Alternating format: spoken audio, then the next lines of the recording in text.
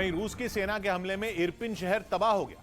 पिछले कई दिनों से रूस इस शहर पर कब्जा जमाने की कोशिश में जुटा है, क्योंकि इरपिन यूक्रेन की राजधानी कीव का प्रवेश द्वार माना जाता है।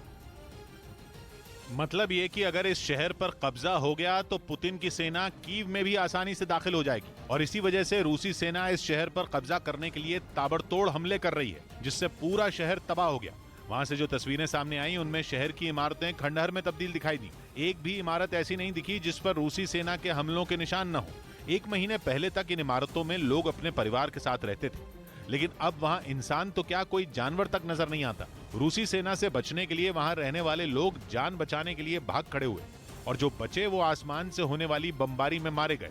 जंग की वजह से पूरा शहर ही उजड़ गया। हर तरफ सिर्फ बर्बादी दिखाई दी। शहर में राख हो चुकी गाड़ियां, जली हुई इमारतें और सड़कों पर मलबे का ढेर नजर आया। हालांकि इस दौरान वहां यूक्रेन की सेना के कुछ जवान गश्त करते नजर आए, जबकि उनके कुछ साथी रूसी सेना को जवाब देने के लिए तैनात दिखे। उधर रूस के हमलों की वजह से यूक्रेन के कई लोगों के आशियाने छिन गए। रूस की बरसाई मिसाइलों ने ऐसी तबाही मचाई कि गांव के गांव खाली हो गए, जिसके बाद लोग सुरक्षित ठिकानों की तरफ निकल पड़े। और ऐसे ही लोगों का एक जत्था जान बचाने के लिए ज़ैपोरिज़िया में दिखाई दिया, जिन्हें जब और कोई रास्ता नहीं मिला तो वो सब एक ट्रक में बैठकर किसी तरह वहां पहुंचे। इनमें औरतों के साथ ही छोटे बच्चे भी शामिल थे, जिन्हें वहां पहुंचकर मायूसी हाथ लगी, क्योंकि उन्हें शरण देने से मना कर दिया गया। Просто была як, оккупация и все. Вони там оставили своїх 20 БТРів та і все. हालांकि उनकी हालत देखने के बाद ज़ैपोरिज़िया प्रशासन ने उन्हें रहने की जगह मुहैया कराई, जिसके लिए पहले उन लोगों के आईडी कार्ड चेक किए गए और उसके बाद ही उन्हें ट्रक से सामान उतारने की इजाजत दी गई।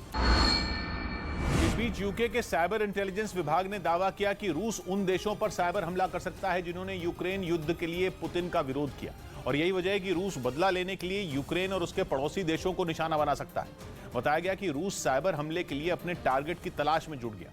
कुछ ऐसा ही दावा यूक्रेन की सेना ने भी किया, जिसमें यूक्रेन में रूस के कब्जे वाले शहरों पर साइबर अटैक होने की आशंका जताई गई, और बताया गया कि इस काम के लिए पुतिन सरकार ने कई हैकरों को भर्ती किया। उधर यूक्रेन ने एक हैरान करने वाला ऑडियो जारी किया, जिसमें कुत्तों का मीट खाकर कुछ रूसी सैनिकों के पेट भरने की बात सुनी गई। बताया गया कि यह ऑडियो यूक्रेन में जंग लड़ रहे पुतिन के एक फौजी का है, जो अपने परिवार से फोन पर बात कर रहा था। तभी यूक्रेन की सेना ने कुत्तों का मीट खाने वाली उनकी बातों को रिकॉर्ड कर लिया, जो तेजी से वायरल हो गई। Что, собак едите, что ли? Ну, было. Мясо охота, но здесь берли. मतलब ये कि जब मीट का इंतजाम नहीं हो पाया तो रूसी सैनिकों ने इसकी भरपाई के लिए कुत्तों को भी नहीं बख्शा।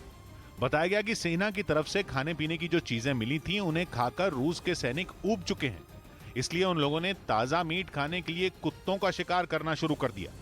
दावा तो यह भी किया गया कि लगातार जंग लड़ रहे रूसी सैनिकों की आम जरूरतें भी अब पूरी नहीं हो पा रही हैं। वहीं जंग के मैदान में यूक्रेन के सैनिकों से लोहा लेने वाले अपने फौजियों को रूस ने सम्मानित किया। इसका एक वीडियो भी सामने आया, जिसमें सेना के एक अधिकारी सैनिकों को मेडल पहनाते नजर आए।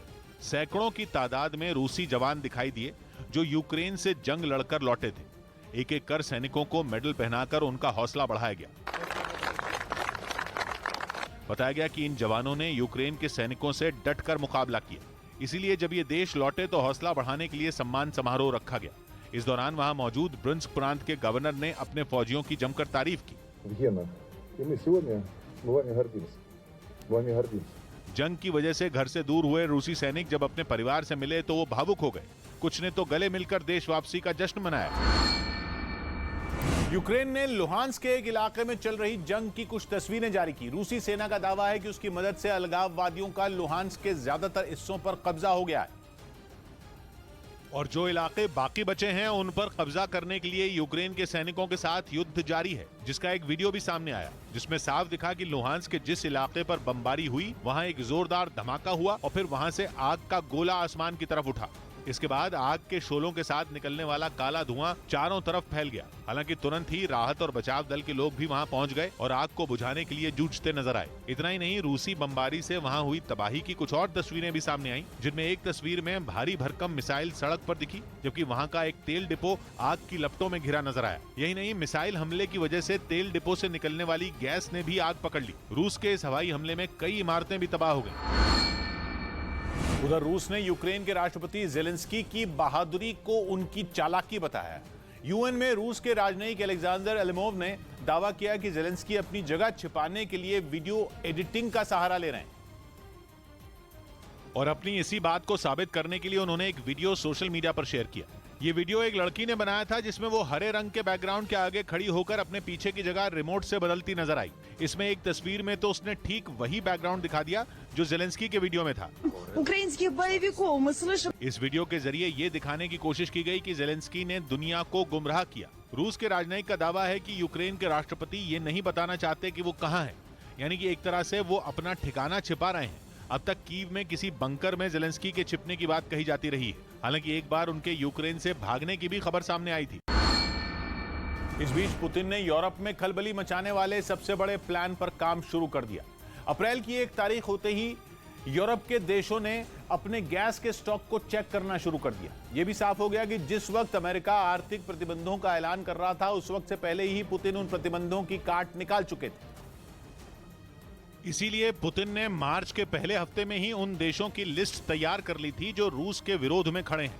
ऐसे देशों को अनफ्रेंडली नेशंस कहा गया और 31 देशों को इस लिस्ट में शामिल किया गया। ये वो देश हैं जो अब पुतिन के सबसे पैने वार का सामना करने वाले हैं। रूस ने ऐलान कर दिया है कि 31 मार्च तक का हिसाब अब बीत चुका है। अप्रैल से गैस तभी दी जाएगी जब पेमेंट रूबल में यानी रूस की करेंसी में होगी। रूस ने जब यूक्रेन पर हमला किया तो अमेरिका सहित पश्चिमी देशों ने रूस पर धड़ाधड़ आर्थिक प्रतिबंध लगाने शुरू कर दिए। इसके पीछे पश्चिमी देशों की रणनीति थी कि रूस की आर्थिक ताकत कमजोर हो जाएगी, उसकी कमर टूट जाएगी और पुतिन सरेंडर कर देंगे। लेकिन हुआ इसका एकदम उल्टा। पुतिन ने ऐसी चाल चली कि पश्चिमी देश और यूरोप के देशों के लिए मुश्किल खड़ी हो गई। रूस ने इसका पूरा खाका तैयार कर लिया है। अगर गैस खरीदने वाले मुल्कों के पास रूबल नहीं है तो वो इसका बहाना भी नहीं बना पाएंगे, क्योंकि रूस ने इसका भी रास्ता निकाल लिया है। मतलब ये कि रूस पर आर्थिक प्रतिबंध लगाने वाले मुल्कों को रूस उन्हीं की भाषा में जवाब देगा। गैस खरीदने वाले मुल्कों को साफ कह दिया गया है कि उन्हें रूस के बैंकों में खाता खुलवाना होगा जहां से वो किसी भी करेंसी को रूबल में बदलवा पाएंगे। खास बात यह कि रूस के ये वही बैंक हैं जिन पर उन देशों ने बैन लगाया था।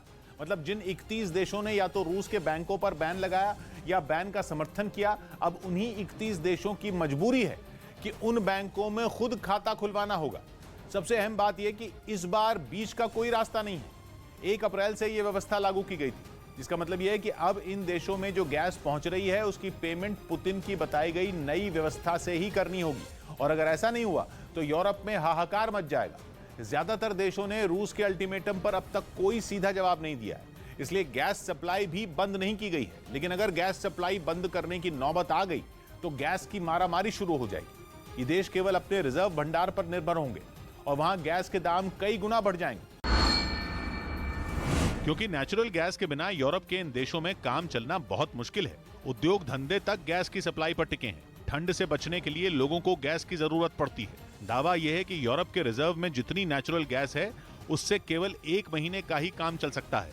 जितना इस्तेमाल यूरोप में बिजली का होता है, अनुमान लगाया जाता है कि उससे 10 गुना ज्यादा जरूरत नेचुरल गैस की पड़ती है। लेकिन नेचुरल गैस के मामले में रूस दुनिया का बेताज बादशाह है और इस बार पुतिन ने इसी बादशाहत का इस्तेमाल अपने ऊपर लगे प्रतिबंधों की काट के तौर पर किया है।